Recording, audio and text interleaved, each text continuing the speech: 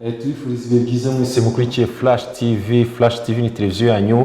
Aya masaha muramenyereye tuba tugeze mu kiganiro News Lab. Ni ikiganiro kiganira ku ngingo zitandukanye cyane cyane iziba zivugwa mu makuru, ibitangazamakuru bitandukanye bigenda bigarukaho inshuro nyinshi. Uyu munsi rero turaza kuvuga ku bijyanye n'isoko ry'imari n'imigabane mu Rwanda, nibyo tuza kwibandaho. Ikigo gishinzwe isoko ry'imari mu Rwanda kikaba gikomeje gukangurira abanyarwanda kwitabira iryo soko ndetse kigaragaza inyungu ku bashoboye kuryitabira zijyanye no kuba abanyamigabane. News Lab murabizi ko tuvuga amakuru tukavuga ibiganiro. Mu gice cya mbere cy'iki kiganiro kiza kumara amasaha 2 turaganira ku isoko ry'imari n'imigabane.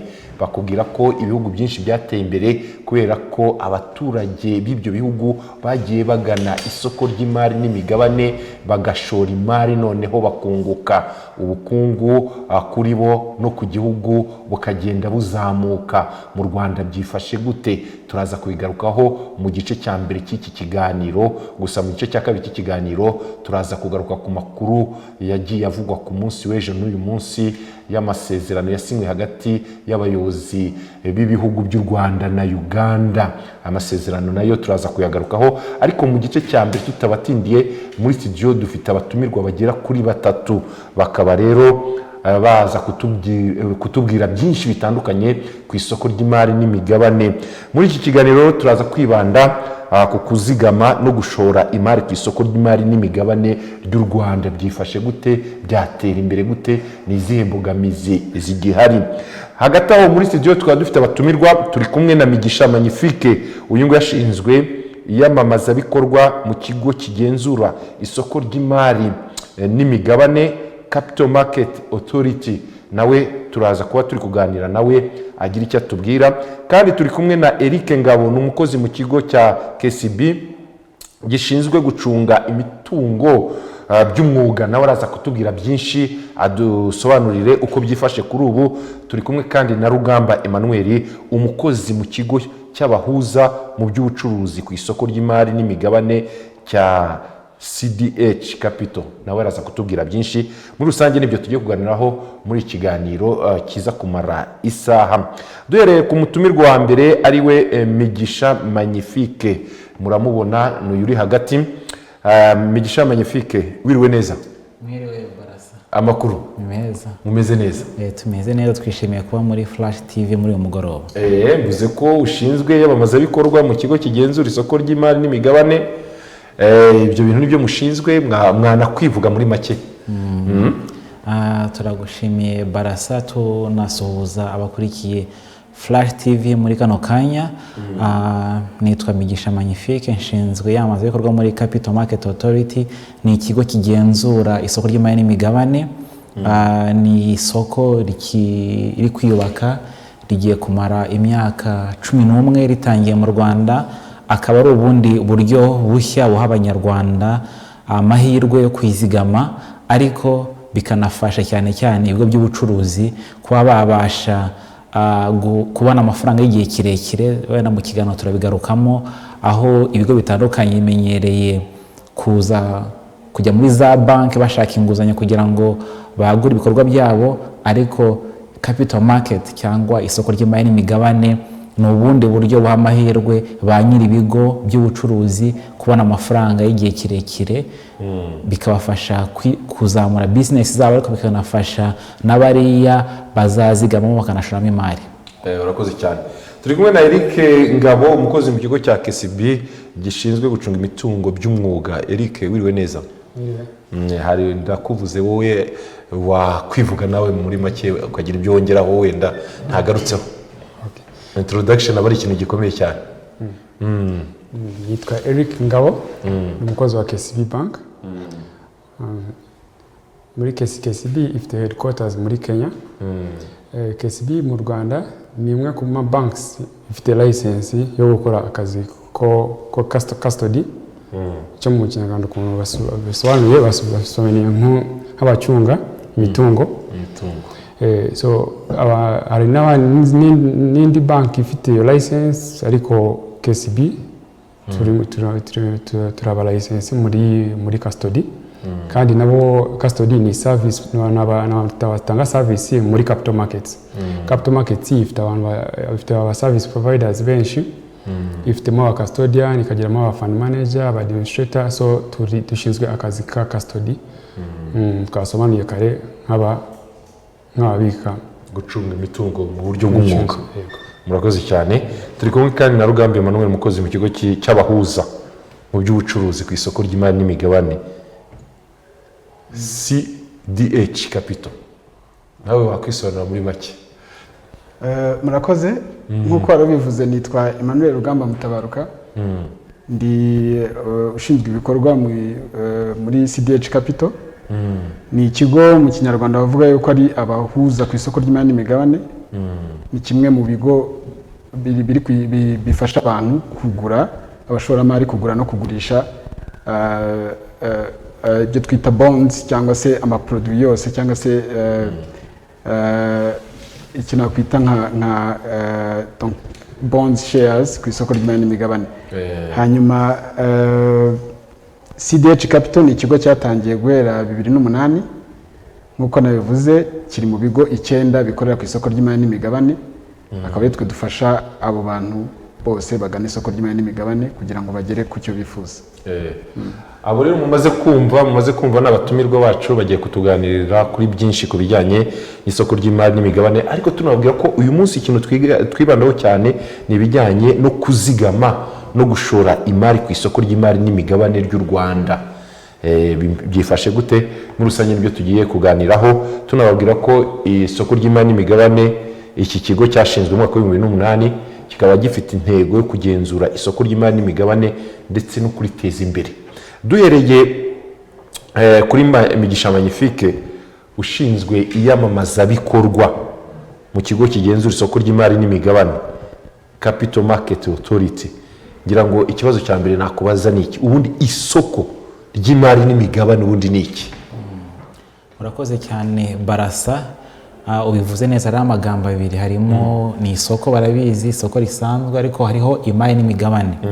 Ni ahantu uza uje kugura imari, ni ukuvuga imari ni amafaranga, none hari n'imigabane. Iyo uguze imigabane runaka wenda mu kigo cy'ubucuruzi, tuvuge Flash TV ije ku isoko, iyo yemereye abanyarwanda cyangwa abanyamahanga kuguramo imigabane, ubwo ngiye nguzemo mba nguze imigabane muri icyo kigo, mba ndi mu banyamigabane cyangwa muri ba nyiracyo. Ikindi ni uko iyo nguzemo iyo migabane, nanjye mba ni nyiri icyo kigo. Tuvuge nimba Flash TV ifite imigabane 100,000, nkaguramo imigabane 200, ubwo mba ndi umunyamigabane. Urakoze Barasa. Iki navuga nuko iri soko rifasha cyane bya bigo. Ntabwo waza ku isoko uje kugura imigabane, habanza amakampani cyangwa y'ubucuruzi bishyira imigabane ku isoko. Iyo migabane yijeho bifasha abashoramari giti cyabo, abo twita retail investors, kuba baza gushora imari bakanungukirwa. Iri soko rero rifasha byinshi. Iyo abantu barijeho babasha kugura banavuge mu ibicuruzwa cyangwa product yaba ari ku iri soko. Ubu ngubu dufite imigabane y'ibigo bitandukanye by'ubucuruzi, hakanaba icyo twita bond cyangwa impapuro mpeshwa mwenda.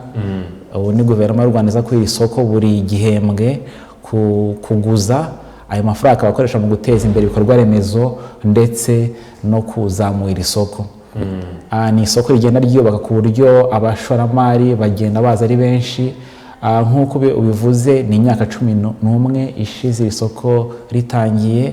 Biratanga icyizere cy'uko abanyarwanda cyane cyane ba nyiri ibigo by'ubucuruzi bakeneye kubona amafaranga bishyura mu gihe kirekire, ndetse n'abanyarwanda ku giti cyabo. Hari umuntu ufite amafaranga wabuze ahantu ayashora cyangwa ayazigama. Aho ngaho niho nashaka guhita nkubaza nyine, ubundi muri rusange inyungu ihari ni iyihe iri mu kugana isoko ry'imari n'imigabane? Iyo nyungu umuntu ntabwo yumva ni iyihe kugira ngo iyo nyungu igaragara gute? Iyo nyungu reka tuyihere kuri ba nyiri ibigo by'ubucuruzi, ba nyiri companies. Aza kwira isoko ni uburyo bundi bamenyereye gufata inguzanyo mu mabanki cyangwa ibindi bigo by'ishoramari, ariko ahangaha ufite kampani yawe cyangwa ikigo cyawe cy'ubucuruzi, uraza kwira isoko, hari ibyo tugusaba nyine nka Capital Market Authority. Wenda kambivuge harimo imiyoborere myiza, ni ikintu cy'ingenzi twibandaho, no kureba ese kino kigo ibaruramari ry'ikigo rimeze gute, ririkorwa mu buryo bwa kinyamwuga. Ikindi no kureba ese kino kigo kirunguka, nayo ni criteria kugira ngo kampani ze kwira isoko. Ibyo ni iby'ingenzi. Wari kumbwira ese inyungu ni izihe? Inyungu kuri ba nyiri ibigo by'ubucuruzi ni uko babona amafaranga y'igihe kirekire. Tumenyereye yuko banki nabo ni abafatanyabikorwa bacu. Iyo umuntu aje kwira isoko utagira kwishyura kuri kubakugurije iyo hashize byibura umwaka kuri sosiyete ije kwira isoko. Ikindi kuri ku bashoramari nkanjye cyangwa nkawe twari turi ahangaha, ikiri isoko ridufasha ni uko amafaranga twari tubitse twagura imigabane cyangwa twagura impapuro mvunjwafaranga tukatumukirwa mu gihe runaka. Urumva we Barasa ushobora kuba udafite wenda uburyo utwara ubucuruzi bwawe cyangwa business yawe ukuntu yitwara, uraza amafaranga yawe ukayaguriza ikigo kiri kuri isoko kikayakoresha, iyo mwaka urangiye baguha urwunguko cyo twita dividend. Si icyo gusa kuko n'umugabane ugiye hari igihe ugenda uzamuka, bigafasha wowe wazigamye kuba wabona inyungu.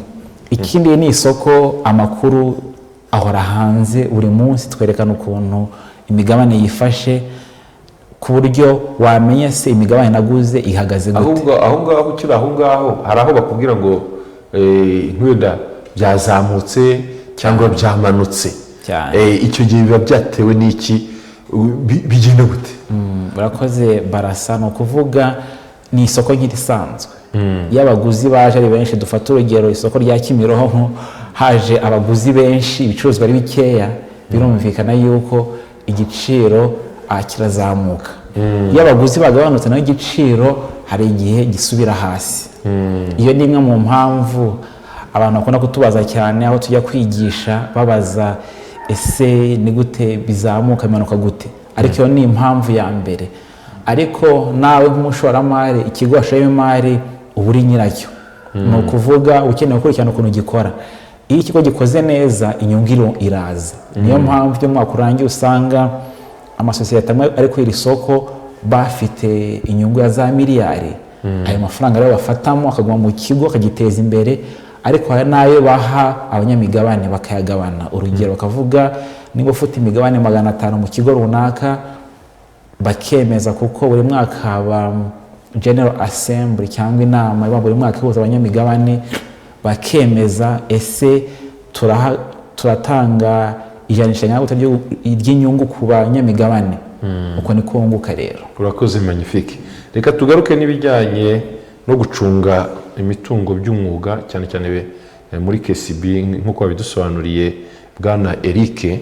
Ubundi umuntu ushinzwe gucunga umutungo w'umwuga ku isoko ry'imari n'imigabane, uwo muntu wundi ninde? Yitwa custodian, ushinzwe gucunga imari, gucunga imitungo y'abakiriya. Anayicunga gute? Ayicunga akazi mu magambo arambuye, ntago ifite kuba icyambere, ifite kuba bank.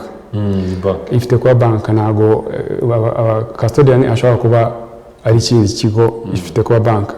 Kandi byemejwe nyuma yo kubona ko amafaranga kenshi aba acunzwe muri custody, aba ari amafaranga menshi cyangwa imitungo y'ibiciro byo hejuru. So ukuntu biba ni uko umukiriya yumvikana na custodian, mukagira amasezerano. Umukiriya yumvikana na bank. Ariko department ya custody.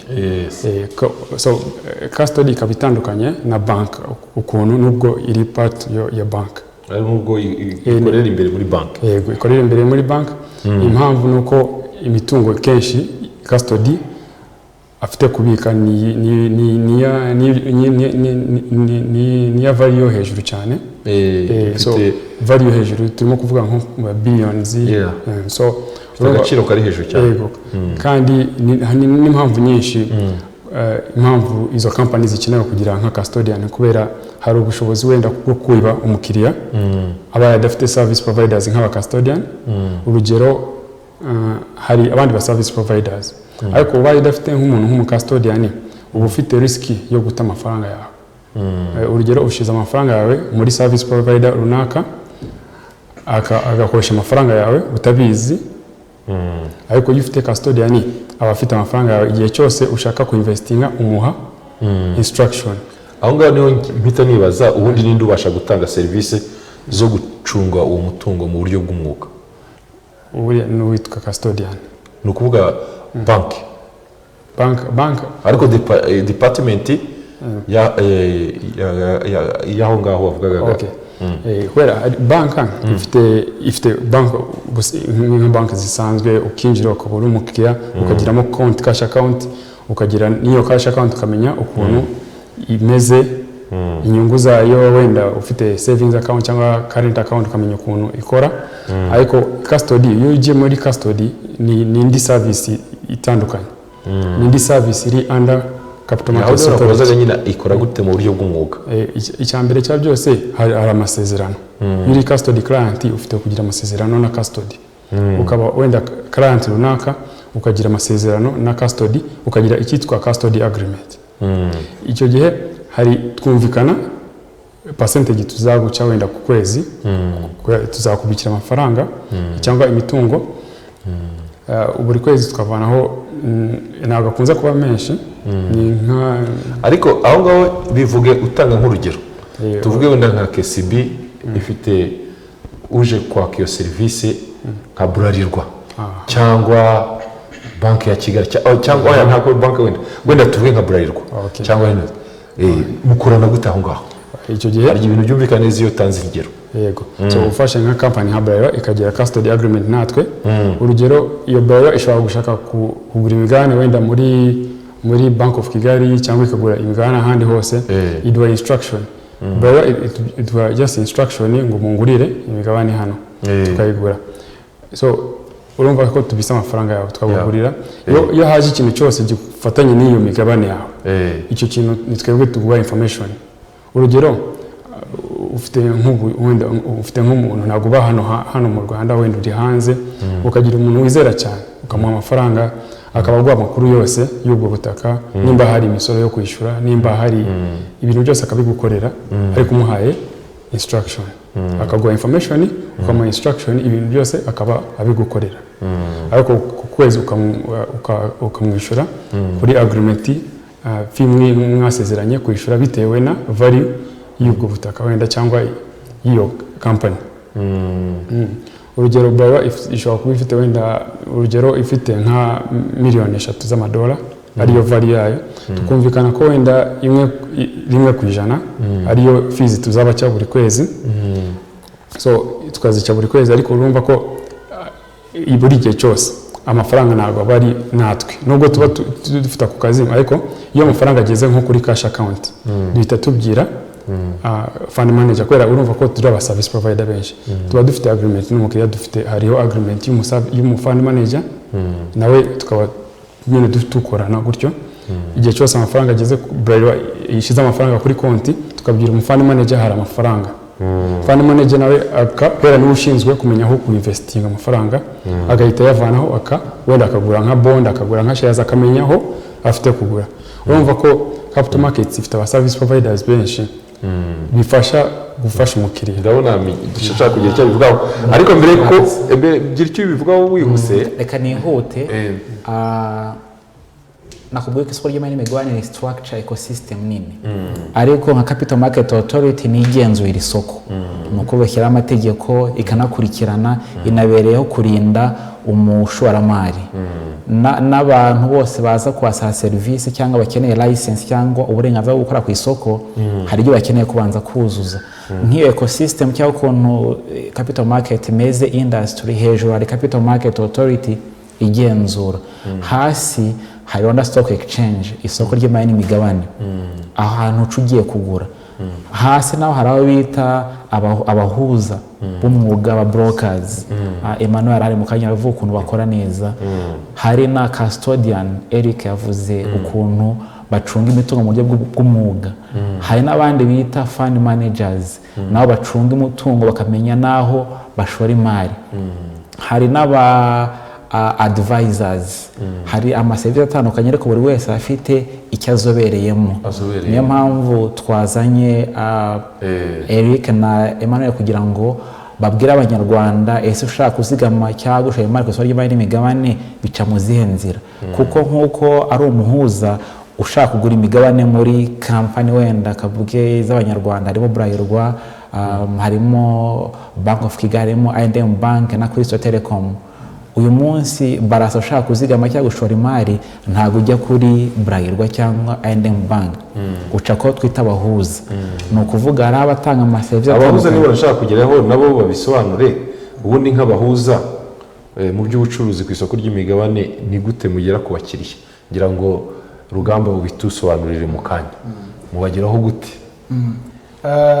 Urakoze. Uburyo twe tubageraho hari inzira zitandukanye. Tureba ahantu bo ubwabo bahurira niho hambere ubundi duhera. Ushobora gusanga nko tuvuga urugero nko mu masoko, mu ma supermarket, ahantu dushobora gukoresha tujyana nk'ama flyers cyangwa utuntu twanditseho isoko ry'imari n'imigabane dusobanura ibyo dufite ku isoko ry'imari n'imigabane bishobora gufasha uje gushobora imari. Ubundi buryo hari uburyo bwo kohereza nk'ama email ku bantu batandukanye bakunda, abantu benshi bicaye nko mu ofisi ashobora kutabona umwanya wo kuza ngo muhure, ariko byibura akabona na email wamwoherereje agasoma, yagira ikibazo akaba yanaguhamagara. Hari abo zigeraho bamwe na bamwe hari uburyo bwinshi ushobora gukoresha kugira ngo ubone za email z'abantu hanyuma zibagereho. Ikindi tureba hari nk'ibigo byikorera dusaba yuko biduha umwanya kugira ngo dusobanurire abakozi babyo n'ikigo cy'ubwacyo, kuko hari igihe gishobora kuba ari ikigo cyikorera ariko bo ubwabo badafite ubwo bumenyi bwo kumva ngo ese ya mafaranga bafite cyangwa ya mari yabo ni gute bayishora, ni gute bakunguka, ni hehe banyura usibye kubibona kuri televiziyo gusa. Uburyo rero ni bwinshi, ariko ubwangombwa ni ubwo dukunda gukoresha cyane, hanyuma utirengagije yuko na bandi bahageze mbere bagenda babwira abandi, hanyuma bigatuma biyongera bagenda babimenya kurushaho. Ku bijyanye no kugura za konti zo kubika imigabane zifungurwa gute? Ni ibihe bisabwa? Ni igihe bitwara igihe kingana iki? ngo ibi bibonetse bigenda gute? Konti z'imigabane bayita ngo ni CSD account, ni konti ibitandukanye na konti zisanzwe zo muri banki. Bitandukanye nuko wajya muri KCB ugafungura konti yo gushyiraho amafaranga yawe. Ni konti ijyaho ya migabane waguze cyangwa ikajyaho za mpapuro mpeshamwenda wowe waguze. Uburyo bwo kuzifungura, hari impapuro zagenwe ugomba kuzuza. Izo mpapuro zigusaba kuba byibura ufite amafoto 2 ya passport yawe bwite, cyangwa ukaba ufite n'indangamuntu yawe cyangwa se passport. Ikindi ugomba kuba ufite byibura konti noneho y'amafaranga muri banki imwe mu mabanki tugira hano mu Rwanda. Izo nizo kondisiyo za mbere ku muntu, cyane ibyo bisabwa ku muntu ushaka gushora imari ku giti cye. Hari noneho n'abashaka gushora imari ari ikigo nacyo ubwacyo gishobora gushora imari mu izina ry'ikigo atari mu izina ry'umuntu ku giti cye. Nacyo ikigo kigira abasinya bacyo bemewe gusinya b'ikigo. Abo ngabo bagomba gutanga ibyo navuze hejuru. Ubwo no kuvuga amafoto 2 ya passport kuri buri wese, hakazaho n'indangamuntu cyangwa se passport ye nayo kopi yayo, hakiyongeraho noneho icyitwa statut cyangwa se igikubiyemo amakuru yose y'ikigo, ni igitabo. Hakaniyongeraho n'icyemezo cy'uko cya RDB cy'uko bemerewe gukora business cyangwa se gukorera mu Rwanda nk'ikigo kigenga. Nibyo ngibyo bisabwa hanini. Tugarutse kuri Magnifique, ubundi muri rusange wavuga ko nizihe serivisi zitangirwa ku isoko ry'imigabane uzirondoye zose? Urakoze cyane Barasa, nabigarutseho mu kanya. Serivisi za mbere ni ugufasha ibigo bikeneye kubona amafaranga yo gukoresha cyangwa kwagura ubucuruzi bwabo kubona ayo mafaranga. Ni ukuvuga ikindi harimo no gufasha abashaka kwizigamira no gushora imari. Nk'uko nawe yavuze mu kanya, hari abantu batandukanye batanga izo serivisi. Nk'uko nabivuze, hari Capital Market Authority ibereyeho kugenzura no gucunga iri soko, no kuba yareba se n'aya mategeko akeneye gutangira gushyira mu bikorwa n'ibindi bitandukanye. Ariko no hasi hari ahahurira babahuza, aho twita Rwanda Stock Exchange. Ni ku isoko aho nande kubona bari kubaza ibibazo hariya kuri badukurikiye bavuga ni gute natangira gushora imari. Ni ukugana babahuza aho bakorana no mu mujyi wa Kigali mu muturirwa wa Kigali City Tower. Amasaha yose kuva mu gitondo saa 7 z'amanywa haba hafunguye, aho wabasha kuvugana n'abahuza banakugira inama. Uravuga mfite amafaranga n'aya, bakubwira ati washora hanaha niyo ugiye kugurisha niba ucaho. Hari n'abandi twavugaga baba fund managers, mfite amafaranga runaka, ubaca bakugira inama aho washora. Hari aba custodian kwa twavuze kare, nabo bagufasha gucunga imari mu buryo bw'umwuga. Ni ukuvuga ni isoko rigenda rikura, ndetse hariho n'aba professionals batandukanye bamenya ese umukiriya utuganye turamufasha iki. Urumva ngira ngo imyaka ni 11 ishize ritangiye kugeza kuri ubu, mwatubwira uko ryatangiye n'ubu ngubu mubona intambwe imaze guterwa ari yihe? Wenda mudehe n'ingero mu guti twatangiye bimeze gutya na gutya, hari icyo twungutse muri make. Urakoze Barasa.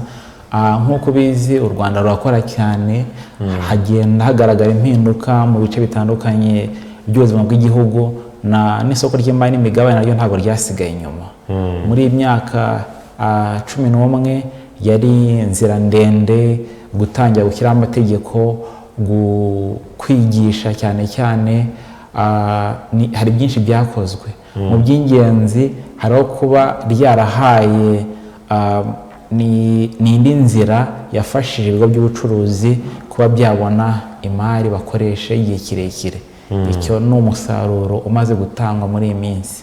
N'ikindi twavugaga Barasa, ni isoko ry'ingirakamaro ku gihugu. Ubu tuvugana kuwa mbere kino cyumweru nibwo leta y'u Rwanda yaje ku isoko ry'imari n'imigabane ikeneye miliyari 15 z'amafaranga y'u Rwanda. Kuwa mbere isoko ryafunze kuwa gatatu, ubwo nejo hashize. Ni icyerekana n'ukuntu u Rwanda, igihugu cy'u Rwanda giha agaciro iri soko. Ni ukuvuga kuba hari gahunda yo kuba buri gihembwe leta y'u Rwanda iza kwira isoko gushaka amafaranga ikoresha mu guteza imbere ibikorwa remezo no kuzamura isoko. Ni ikintu cy'ingenzi. Ni ukuvuga urumva nimba leta ije kuguza kwira isoko, nabwo abanyarwanda cyangwa abanyamahanga bari mu Rwanda baguza leta, ariko amafaranga nabwo ajya guteza imbere igihugu. N'ikindi nakubwira ni uko ni ishoramari ryizewe. Kugeza ubu ngubu abashora imari nk'apo mvunjwafaranga by'umwihariko babona urwunguko rwo hejuru y'10%. Ni ukuvuga kuva igihe byatangiriye ugenda ubona ishoramari ryizewe bita risk free. Hari n'ahandi nagaruka abashora imari mu bigega bitandukanye. Ubu hari urugero rwa Iterambere Fund, ni ikigega cyashyiriweho abanyarwanda n'abandi batandukanye bakeneye kwizigamira, aho umunyarwanda ku mikoro ye n'afite amikoro aciriritse kuva ku mafaranga 2,000 batangira gushora imari kuri iri soko. Ni icyerekana hari imyumvire hano hanze bumva yuko ni isoko ry'abantu bafite za miliyoni. Ni isoko ahubwo none nshaka kubaza kuko hari n'umuntu ubibaje bati ni gute twe twabikora. Bisaba ko tuba dufite igishoro kinini kirenze aho wabisobanura. Urakoze Barasa. Reka bana nkubwiyeho gatoya. Urumva nkubwiye hamwe mu ushobora kuzigama ku mafaranga 2,000 kandi nabwo ukabona inyungu nk'umuntu washyizeho amafaranga menshi. Nkubwiye mu Iterambere Fund aho hera ku mafaranga 2,000, ariko n'imigabane ushobora gutangira gushora imari muri sosiyete y'ubucuruzi runaka uhera ku migabane 100. Tuvuge nimba kampani wenda Telecom. iri ku iri soko ni ukuvuga niba umugabane ku mafaranga 90 urakuba n'imigabane 100 ubwo 9,000 y'amanyarwanda watangira gushora imari ku iri soko ukaba umwe muri nyiri sosiyete.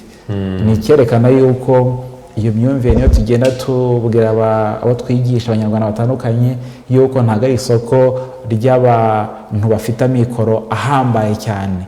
N'umuntu uteze amatwi udukurikiye uri mu karere ka Nyamasheke cyangwa uri Nyagatare ashobora gutangira kuzigama no gushora imari kuva ku mafaranga 2,000 y'u Rwanda gusa. Ikindi n'abandi ndabagarukaho kugira ngo sosiyete runaka ishyire imigabane yayo ku isoko yo biyisaba iki? Hari abantu bafite imyumvire mu buryo butandukanye. Hari abishyiramo ngo nuko bigiye guhomba, abandi bakubwira biterwa n'iki. Hari n'igihe n'igihugu gishyira za bondi ku isoko bakavuga ngo gishobora kuba kiri mu bibazo. Ibyo bintu ngira ngo mu bisobanuro abantu twumve. Reka mpere ku mpapuro mpeshwamwenda cyangwa bond.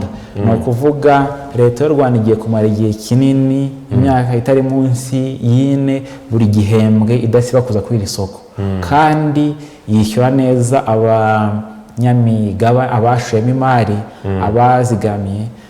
Naguha n'urugero, hari ubwo twagiye kwigisha mu karere ka Rubavu, hari umubyeyi watuganije atubwira yuko yafashe umwanzuro wo kugurisha inzu ye kugira ngo ashore mu mpapuro mpeshwamwenda muri bond, kandi twagiye kumara nk'umwaka n'igice, atubwira yuko inyungu yayibona 2 mu mwaka, baguha amatariki. Ibi ni ibintu bikorwa cyane, ndetse hari n'abacunga za sako batubwiye yuko nta hantu hizeye bashora imari ku buryo nimba itariki runaka leta y'u Rwanda akubwiye ko izaguha inyungu, ako kanya iza kuri konti yawe. Rugamba yavuze muze mu iby'ingenzi ukeneye kugenda utajya gushora imari, ukeneye ko ufite konti ahantu bashyira inyungu yawe cyangwa amafaranga wungutse. Nani ukubwira rero yuko sosiyete ugiye nguze ku iri soko, icyambere n'ubushake.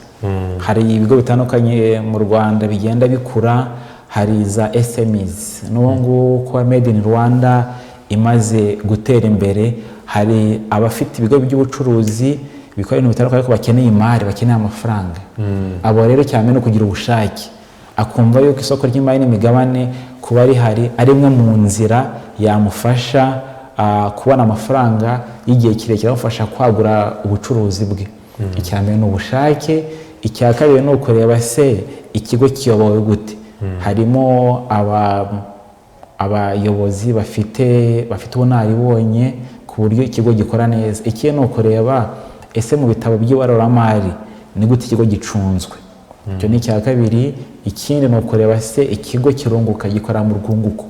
Ni iby'ingenzi birebwa, ariko hari ibigo bigenda bibyumva. Mpamvu dusaba abadukurikiye yuko bakeneye kwegera ikigo cy'imari n'imigabane Capital Market Authority, tukabafasha kureba uko nabo bashobora kubona amafaranga igihe kirekire kuri iri soko. Ni ukuvuga n'ubu tuza mu itangazamakuru kwigisha, tuba twigisha ba nyir'ibigo by'ubucuruzi kugira babone ko iri soko hari amahirwe y'uko nabona amafaranga bakwishyura mu gihe kirekire kandi bagateza imbere ibikorwa byabo. Tugarutse ku bijyanye n'umucungamutungo w'umwuga, ubundi kuki hashyirwa umucungamutungo w'umwuga? Ni ukubera hari urugero, hari umukiriya ushaka kuinvesta mu migabane, gushora imari mu isoko ry'imigabane. Yego.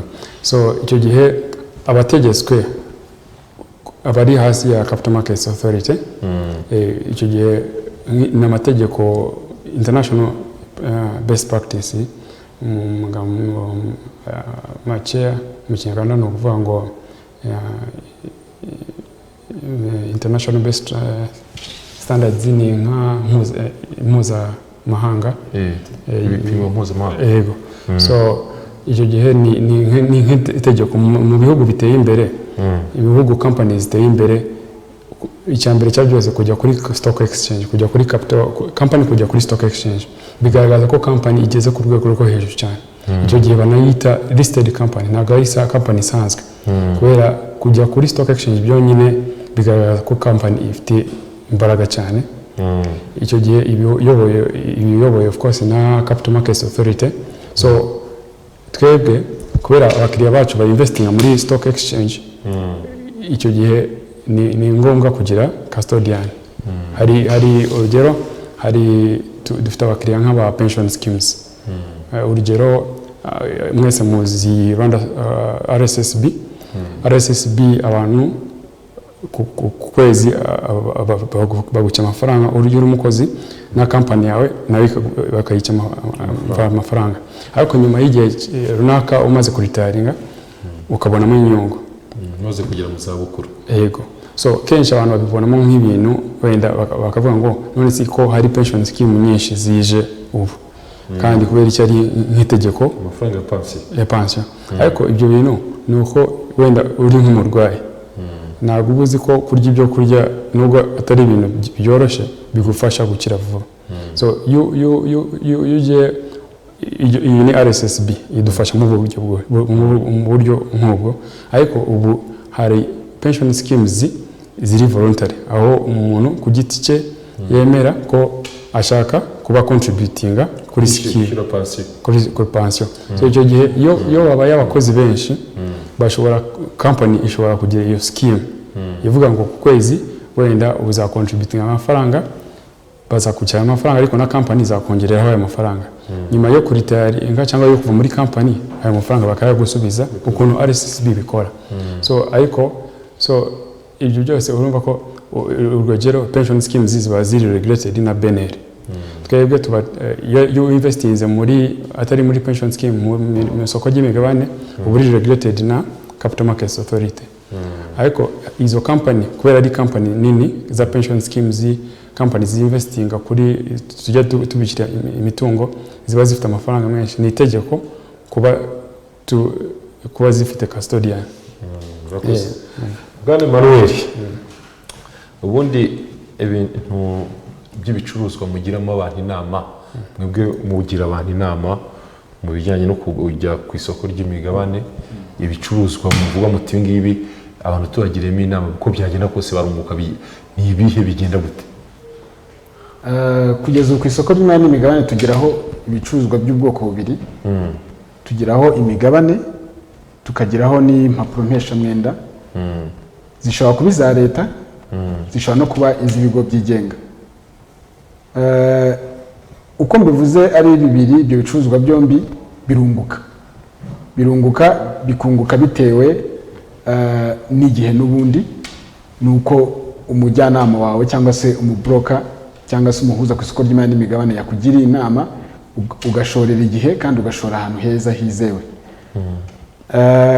byose muri rusange byunguka muri ubu buryo ku migabane mpereye aho ngaho imigabane ni ikigo kiba cyarazanye n'ubundi migabane ku isoko cy'ubwacyo dufata urugero wenda nka Bralirwa niba izanye imigabane ku isoko ikavuga ngo imigabane yacu iragurishwa kano kanya amafaranga 136 nk'uko Magnifique yabivuze uragura imigabane 100 uhereye ku yandi 136 utanga ibihumbi 13,600 hanyuma uko abantu bagenda bashaka ya migabane bayigura niko igiciro kizamuka noneho muri cyagiye wenda wowe umazemo amezi 3 ushobora gukenera gusubiza ya migabane yawe ku isoko n'undi muntu akayikugurira icyo gihe nayikugurira akayikugurira ku mafaranga wenda 200 ku mugabane umwe ni ukuvuga ko uzaba ufite inyungu iri nayo 200 kuri 136 ufitemo inyungu y'amafaranga 64 byibura ku mugabane umwe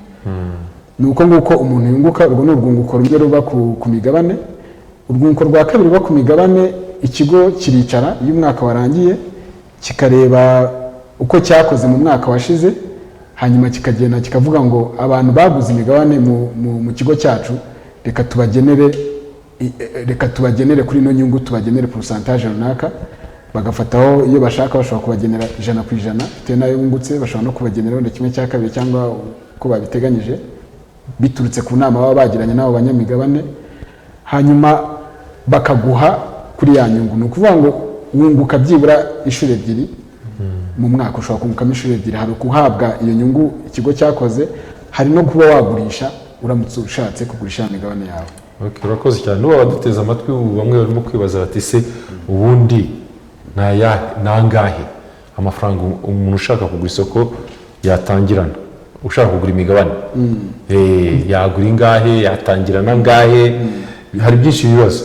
Birashoboka ko ushobora kuganira iryo soko, ushobora kongera imigabane cyangwa mu byo washoyemo, ibyo byose byifashe gute? Murakoze. Icyo ni ikibazo abantu benshi bibaza, kuko iyo bavuze ishoramari umuntu yumva ko imari niyo ufite 1,000 ntagomba ko yari imari ubwayo. Batekereza ko rero ufite amamiliyari ari ugenewe iryo soko, ariko siko bimeze. Urugero natanga kugeza ubu ku migabane amafaranga make yabyibura ushobora kuzana, ubu mugabane uhindutse uri kugura amafaranga 60. Amafaranga 60, imigabane mike yegura ni imigabane 100. Ni ukuvuga ko ufata amafaranga 60 y'umugabane umwe ugakuba n'100, imigabane 100. Ni ukuvuga ngo amafaranga make y'ubu ngubu ku isoko wazana uyu munsi ni 6,000. Byibura niyo make ku migabane. Hanyuma wajya ku ruhande rw'impapuro mpeshamwenda, amafaranga make y'impapuro mpeshamwenda ziriya za beneri cyangwa z'ibigo byigenga ni 100,000. Urumva biba bitangiye kuzamuka, ariko kugeza ubu ku migabane ho ni 6,000. Umugabane uhenze ni 28,000 byibura. Urumva ko hagati aho ntabwo umuntu wari wese atabura aho ashyira amafaranga ye niba aje ku isoko ry'imari n'imigabane. Ikindi wenda abantu bibaza, ariko ikindi kibaza Magnifique, kuba isoko ry'imari n'imigabane mu Rwanda abantu bagenda barimenyera, nubwo benshi batarabisobanukirwa neza, hari n'abandi bakitinya kandi biragaragaramo ko harimo n'inyungu. Ni ukubera iki iyo mushishoje musanga hari abantu bagifite iyo myumvire yo kumva ko bikigoranye kugira ngo kandi mubereka ko aho hantu hari inyungu? Urakoze Barasa. Ni ukuvuga icyo dukora ni ukwigisha, kwigisha mu buryo buhoraho, duciye mu nzira zose. Tubasanga aho batuye mu turere dutandukanye, tubaganiriza amahirwe bakura kuri iri soko ry'imari n'imigabane. Ikindi si ducana mu itangazamakuru no ku mbuga nkoranyambaga, hari abatubaza badusanga hehe. Ni ukuvuga kwigisha guhoraho. Ni isoko rikiri kwiyubaka, ariko kwigisha ni ikintu cy'ingenzi. Tubereka amahirwe yo kuri iri soko. Hari umuntu ufite amafaranga abitse, yaba ari kuri mu rugo cyangwa kuri konti, ariko berekana yuko abanyarwanda amaze kumenya akamaro ko kwizigama no gukoresha ibigo by'imari. Ni ukuvuga tubereka amahirwe. Ushobora kuzigama kuri konti y'ubwizigame twita saving account, ariko hari n'ubundi buryo washoye imari mu migabane. Twigisha abantu, turababwira ufite amagi yose ntabwo yashyira mu gatebo kamwe, ashobora kumenekera rimwe. Nyabo tubereka andi mahirwe yo kuzigama no gushora imari. Fata amafaranga runaka uyashyire mu isoko ry'imari n'imigabane, ufate andi wenda uyashyira ahandi. Nibyo dukora, ni ukwigisha abanyarwanda. Hari ibipimo bimaze iminsi bigiye hanze byerekana yuko kuzigama kugenda kuza imbere cyane cyane abakoresha ikoranabuhanga. Niyo mpamvu iri soko nabwo uko rigenda ryubaka rigenda rigera ku banyarwanda batandukanye, ribereka icyo bakuramo ahangaha. Ariko icyo nagarutseho ni kwa kwigisha gukeneye ukomeza kugera kuri benshi kugira ngo bafunguke amaso. Icyo narebaga, hari abatubaza nikora mu Nyamasheke ngo nihe nzira twacamo tuzigama, nitugana ku musozo turaza kubaha telefone ko bahamagara, imbuga nkoranyambaga badusangaho, ndetse na za website kugira ngo babashe kubona ayo makuru no kuba byaborohera nyine kuzigama. Okay, none ikubaza ubundi kugeza kuri uyu munota, ni ukuvuga ko ibigo byagiye ku isoko ry'imari n'imigabane, twavuga ko bimaze kubona umutu capital ingana gute kugeza ubu ngubu? Mu mibare byigaragaza ko bimeze gute? Ni ukuvuga ni ibigo kugeza ubu bigera kuri 4 y'Abanyarwanda. Nabivuze, harimo Bralirwa, harimo Bank of Kigali, harimo I&M Bank, harimo na Kristo Telecom, ariko harimo n'ibindi bigo bine by'abanyamahanga biva mu gihugu cya Kenya, ko ni isoko rifunguye imipaka nk'uko bizi. Integration abavuye mu bihugu bya Kenya cyangwa ibihugu byo mu karere bashobora kuza mu Rwanda kuhakorera nta kibazo. Kugera ubu ngubu imibare mperuka no ku isoko hariho amafaranga ibigo byakuye ku iri soko yo bita market capitalization bisaga trillion 3 z'amadolari. Okay, ngira ngo sinzi icyo nabonaga Rugamba ushaka kongeraho. Icyo nashaka kongeraho ni uko nk'uko yarabivuze turi buze gutanga contact abantu bazaduhamagaraho abifuza kuza ku isoko ry'imari n'imigabane, ariko nanone biroroshye ku bantu bari mu mujyi wa Kigali, nabwo turi buze kubabwiraho bagenda badusanga. Amarembo arafunguye, bahagere banarebe, ni isoko riba rifunguye, banarebe nuko ibicuruzwa bicuruzwa nuko bunguka, kugira ngo bahagirire icyizere, kuko iyo witegereje impamvu wigeze kubaza mu kanya impamvu tugikora ubwo bukangurambaga abantu batarimo kubyumva. Njye navuga ko impamvu ya mbere natwe ubwacu ntituragera hose mu buryo bwaguye ku buryo twavuga ko igihugu cyose twakirangije, ariko turagerageza uko dushoboye. Gusa impamvu ikomeye buriya kwigisha abantu ubakura mu muco umwe wajyana mu wundi ntabwo byoroha, cyane cyane ikintu cyo kwizigamira ntabwo abantu baracyumva cyane. Harimo abakibitsa amafaranga mu rugo, ni ibintu bihoraho. Ntekereza ko no mu mabanki nabyo bakibikora, kandi banki zimaze igihe kinini cyane ziriho mu Rwanda. Dutekereza ko rero gukomeza gushyiraho ingufu dusobanurira abantu, tukazenguruka mu gihugu kugira ngo abantu bagende bamenya neza isoko ry'imari n'imigabane nuko bashobora kurikuraho inyungu, bareke kwitinya bo ubwabo.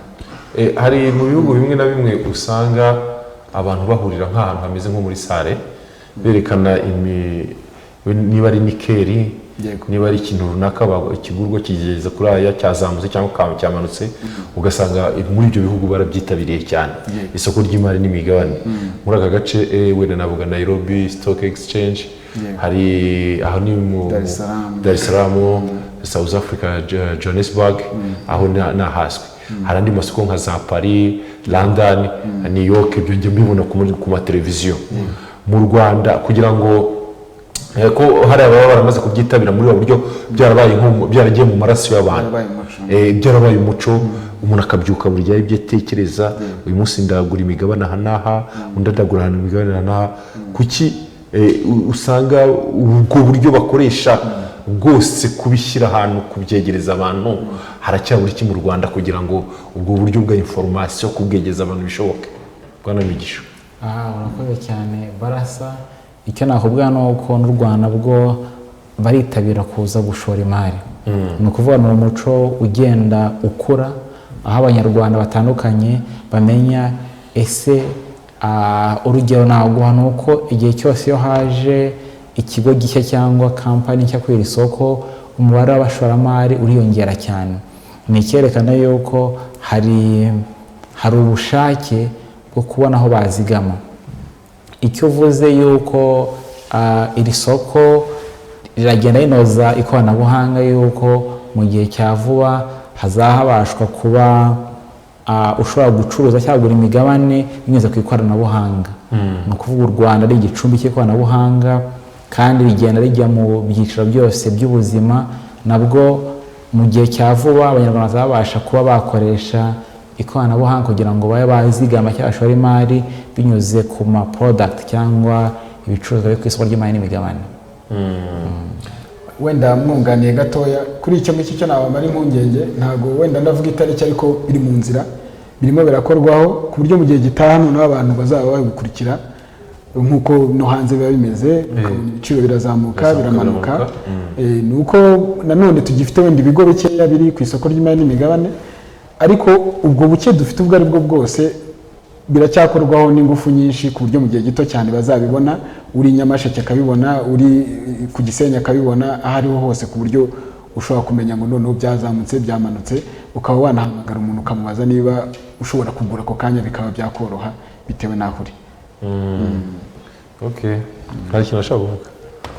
ikintu nashaka kuvuga ni uko u Rwanda ntabwo urebye nk'ibindi bihugu byinshi byatangiye imbere yacu, byatangiye kera. yego, ariko urebye nka volume ya trades zibaho kuri stock exchange y'u Rwanda ugakomparinga, tumeze neza cyane. Urebye wenda Magnifique ashobora kubaha ama statistics cyangwa akaba estimating, ariko urebye neza ukurikiye volume yacu ni nziza cyane. Yego.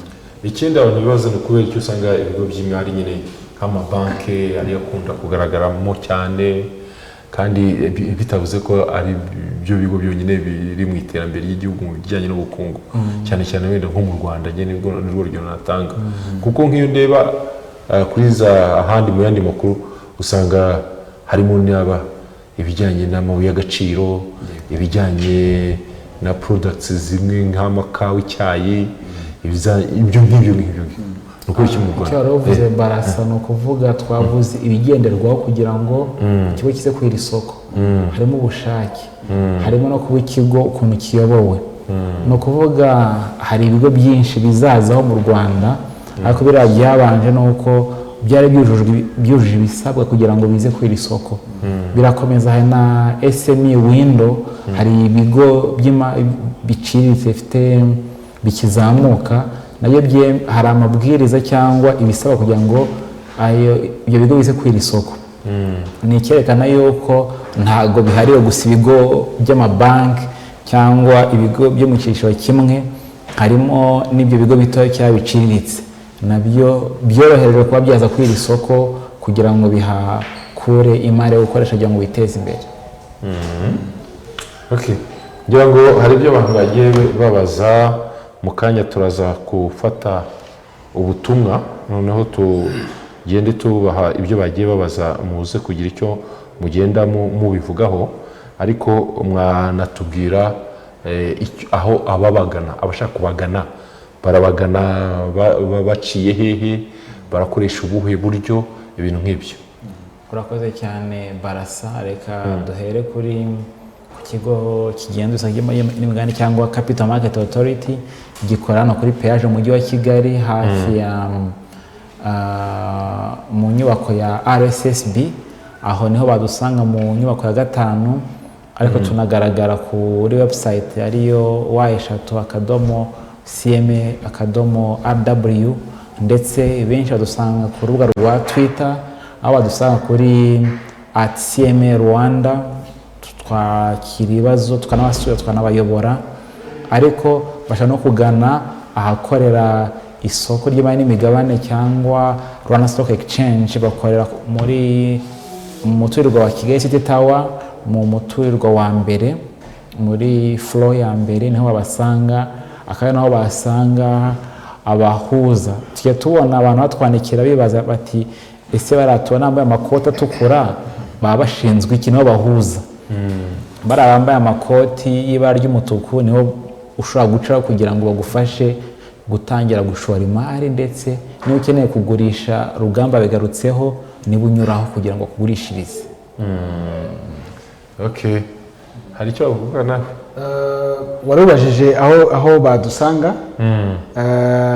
Twe nka CDH Capital twe dukorera mu nyubako ya Ecobank hejuru muri etage ya 9, ni mu mujyi wa Kigali, imbere ya hoteli yitwa Umwe Grand cyangwa haruguru ya UTC. Mwatangana nimero za telefone nta kibazo. Hanyuma birumvikana yuko ntabwo nava ntazitanze, kuko tuba tubonye n'umwanya wo kugira ngo nabo ubwabo babashe kutugeraho mu buryo bworoshye. Nimero ntanga ni yanjye, ni 0788 661 640 02, 0788 661 640 02. Uwaduhamagara twamusobanurira akamenya uko abyitwaramo, agashora imari ku isoko ry'imari n'imigabane. Eric Ngabo, mwebwe babasanga he? Twebwe ubu dusanga kuri Avenue de la Paix, kuri Car Free Zone. hari wing KCB ifite wing ebyiri, hariho A na B. Ni ukuza muri wing B kuri floor ya mbere, ukabaza muri custody department, nubaha nimero yanjye ni 07 5 6 4 0 hari umuntu wohereje ubutumwa avuga ngo ibyo by'imigabane ya Rwanda Stock Exchange ngo nibyo bakire ngo bashora bagategereza ko igiciro cyayo kizamuka, abaturage turakenye rwose. Niko umwe yavugaga.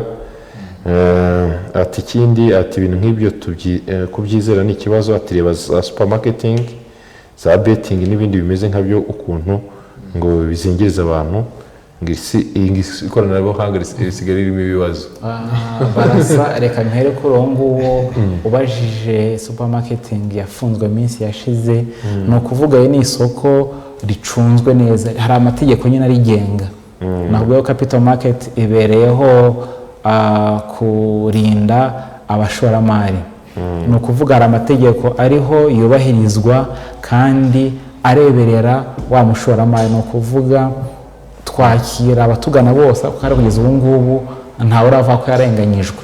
Ni ukuvuga hari amategeko agengera isoko. Hari ababanjije bavuze ngo ni isoko ry'abantu b'abakire cyangwa bafite amikoro menshi.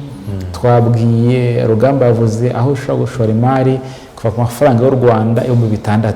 Twanabwiye aho ushobora guhera ku mafaranga 2,000. Ni ukuvuga ni isoko rya buri munyarwanda wese ukeneye kwiteza imbere, ukeneye gutanga umusanzu mu guteza imbere igihugu cye, yakwizigamira kandi agatera imbere mu buryo bworoshye. Murakoze cyane. Reka turimo kugenda tugana ku musozo, buri wese agira icyo avuga wenda mu butumwa bwihariye yageza ku bantu, nubwo mwatanze adresse birumvikana, ariko dusoza n'ubuhe butumwa dore kuri Rugamba wageza ku bashobora gushaka gushora imari kuri isoko ry'imari n'imigabane. Dusoza. Murakoze. Nge ikintu nababwira ni kimwe, ndashaka kubamara impungenge ko isoko ry'imari n'imigabane rifite abarireberera ni leta y'ubwayo. Leta ubwo ndashaka kuvuga Capital Market Authority, nkongeraho na BNR ntayisize. Ni ukuvuga ngo uko bizera banke aba ariko bizera isoko ry'imari n'imigabane, kuko twese BNR iri hejuru yacu nayo iratureberera twembi. Murakoze. Reka Eric nawe Ngabo utubwire usoza icyo wageza ku bantu. Icyo nageza ku bantu yewe ni uko bose ubutumwa bwihariye wagezaho. Ubutumwa bwihariye icyo nababwira ko ibigo byose byotangira gukurikiza amategeko ya capital markets, bikagira ama pension schemes. Urugero abakozi babo bakazabafasha mu gihe cya retirement, ko yani ibintu bifasha abakozi nubwo benshi batabizi akamaro mu gihe kizabukuru. Bakaregisteringa pension scheme zabo, kandi pension scheme amategeko yo muri BNR ufite kugira custodian. Icyo gihe tukaduha business tukagufasha muri pension muri scheme zanyu. Ikindi wenda no kuapproachinga ukamenya ibintu byinshi kuri capital markets, kubera capital markets kubegera stock market ni agari ibintu ushobora kwiga mu munsi umwe cyangwa iminsi mike.